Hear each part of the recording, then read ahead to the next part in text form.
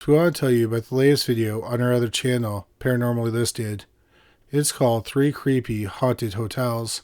It includes a hotel that's off the interstate in Nevada, it's beside a cemetery, and it's full of thousands of clowns. We'll have a link to that video and several other recent videos from Paranormal Listed at the end of this video. Just before we get into today's video, we want to bring you a word from our wonderful sponsor, Aura. Did you know that every 14 seconds, someone goes through the nightmare of having their identity stolen? The idea of someone doing that just feels like such a violation. Also, someone having access to things like your email and bank accounts can completely wreak havoc on your life. A good friend of mine once had his identity stolen. They took out a credit card in his name and maxed it out. It took him years to get cleared up, and even today, it's affecting his credit rating. This was all because he clicked on the wrong link and he didn't have the proper protection. Protection like today's sponsor, Aura. Aura is an amazing, easy-to-use app that includes identity theft protection, fraud monitoring, a VPN, password management, and antivirus software. Many of us have one or even a couple of these tools, but it's important to have them all. That's because these tools are one-size-fits-all. You need different tools to protect yourself from different threats. With Aura, you'll get notifications if someone is applying for credit cards in your name, like what happened with my friend. You'll also get notified if someone tries to access your bank account or open crypto accounts in your name. Another great feature of Aura is that it monitors the dark web for your emails, passwords, and security numbers, and then sends alerts to your phone and email. When I first got Aura, I was a bit nervous about how many times my login credentials would be found on the dark web. But ignorance doesn't keep me safe, so I decided to do the scan. It turned out that they were on the dark web 6 times. Besides staying safe online, I'll also stay anonymous online thanks to Aura's powerful VPN. Protect your family and yourself from identity theft at aura.com/criminallylisted or click on the link below in the description. And if you sign up right now, Aura will give you a 2-week free trial with my link so you can see for yourself how many times Aura finds you or your family members' personal info on the dark web. You won't regret checking. Number 3. Ely Murillo-Moncada. In the autumn of 2009, 25-year-old Ely Murillo-Moncada lived in Council Bluffs, Iowa. He worked at a grocery store called No Frills Supermarket. On the day after Thanksgiving, Murillo-Moncada worked a shift at the grocery store. When he got home, he was confused and disoriented. His mother took him to the doctor and he was prescribed an antidepressant. However, the drug didn't work. Murillo-Moncada said he heard voices, and then he started to hallucinate. The day after he went to the doctor's office, there was a snowstorm in the area. At 6:15 p.m., Murillo-Moncada ran out into the snowstorm in his bare feet. He was only wearing a hoodie and light pants. After that, he disappeared. His family reported him missing. His family and friends looked for him and hung up posters around the city. It was as if the 25-year-old man vanished into thin air once he ran out into the storm. 9 long years went by.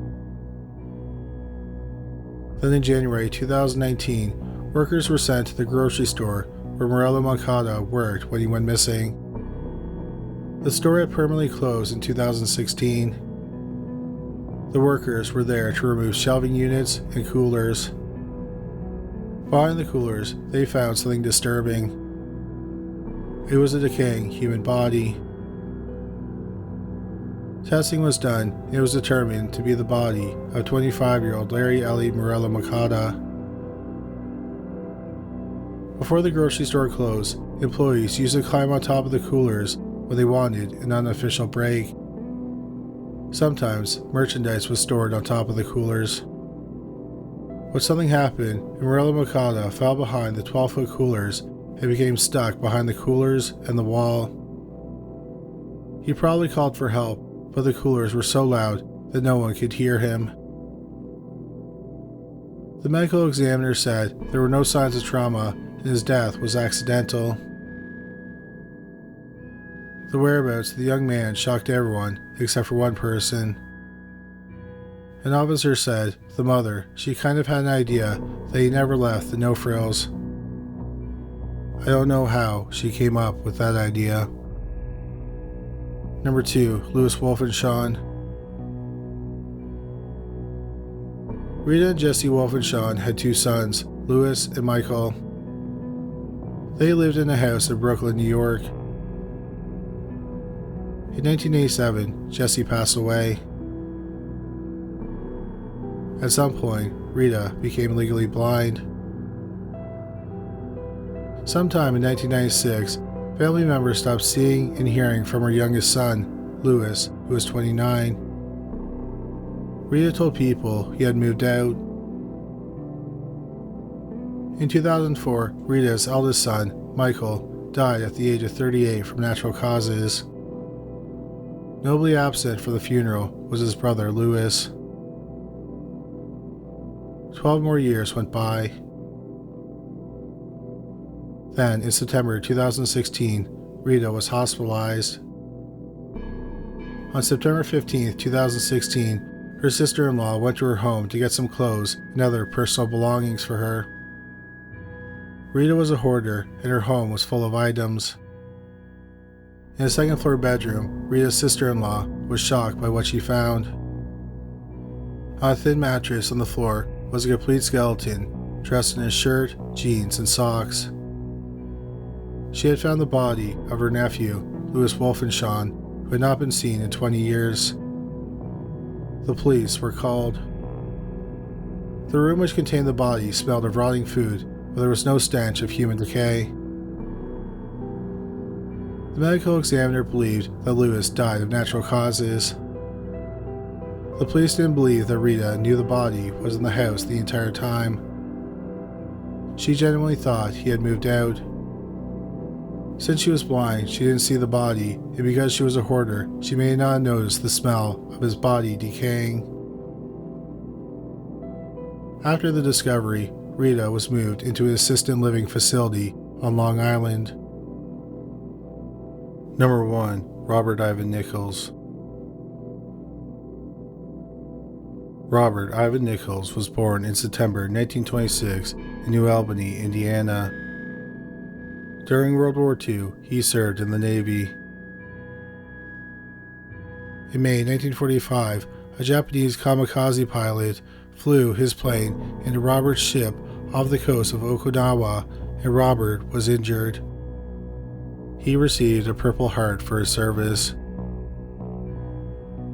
After returning stateside, Robert burned his Navy uniform in a barrel. He also didn't like to talk about his time in the Navy. Robert got a job delivering Coca-Cola. One night, he met a woman named Laverne Court at a square dance. In January 1947, they got married in Charleston, Indiana. Laverne gave birth to 3 sons. Robert eventually got a job as a draftsman for General Electric. Then, in March 1964, Robert told his wife that he was leaving her and the kids. He told her, in due time, you'll know why. He then moved to Dearborn, Michigan.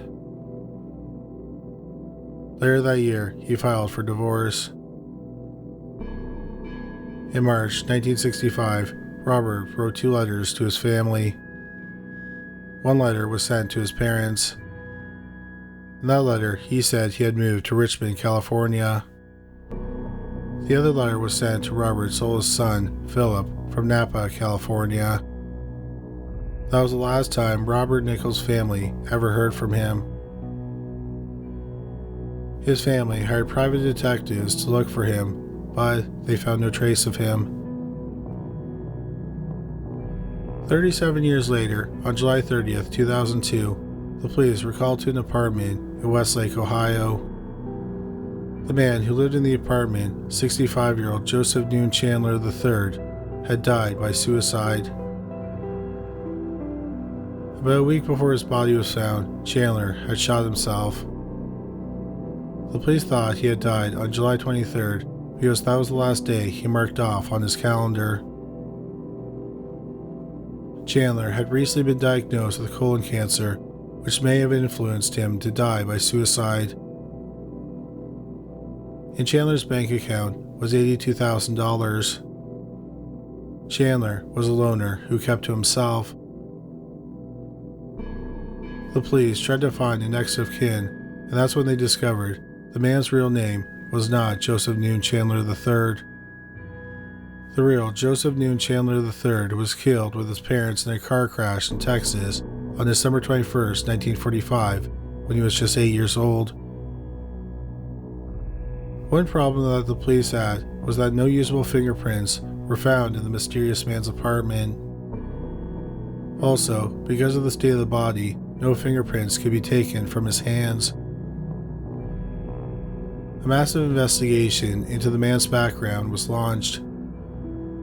They learned they applied for a social security number under Chandler's name in Rapid City, South Dakota in 1978.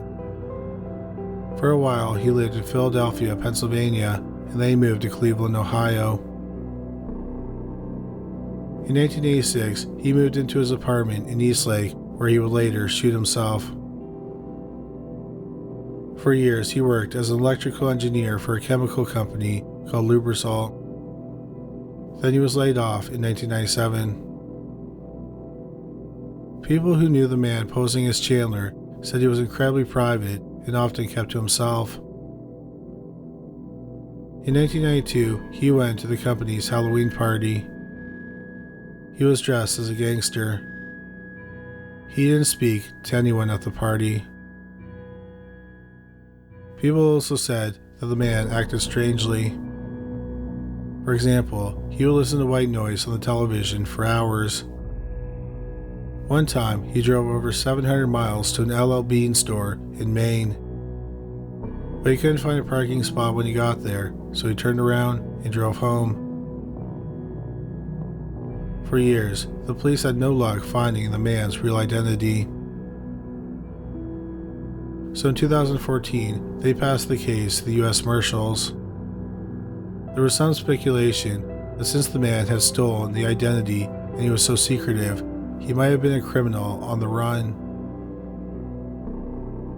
In June 2016, the U.S. Marshal in charge of the case, Peter Elliott, contacted Dr. Colleen Fitzpatrick, a forensic genealogist from Huntington Beach, California. Fitzpatrick had used genetic genealogy to help adoptees find their birth parents.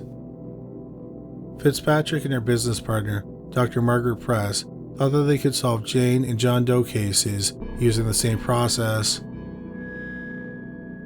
In 2017, they started a company called DNA Doe Project, which specialized in identifying Jane and John Does. The first case they solved was uncovering Joseph Chandler's real identity. On March 5, 2018, they discovered that he was really Robert Ivan Nichols. While that mystery was solved, it didn't answer many questions surrounding the case. For example, why did Robert Nichols choose to disappear? Why did he steal Joseph Chandler's identity? How did he learn about Chandler to steal his identity? Without many facts, there has been a lot of speculation about Robert Nichols.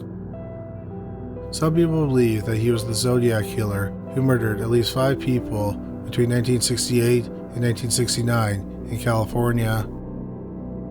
Other people think he might be D.B. Cooper, who hijacked a plane in November 1974. Cooper got a $200,000 ransom and jumped out of a plane with a parachute. But no evidence has been found that proves he is either criminal. In November 2018, the police also said they were investigating Robert Nichols regarding the 1989 murder of Amy Mahalovic. 10-year-old Amy was kidnapped from a mall in Bay Village, a Cleveland, Ohio suburb. Her body was found in a farmer's field several months after she went missing. She had been stabbed to death. However, in the ensuing years, the police have not said if they were able to connect Robert Nichols to her murder or not. Today, much of Robert Nichols' life is shrouded in mystery. Thank you so much for watching today's video. Please don't forget to check out our new channel, Paranormally Listed. There's a link on the screen now, and there's a link in the description box below this video. Well, that's all for today. Thanks again for watching.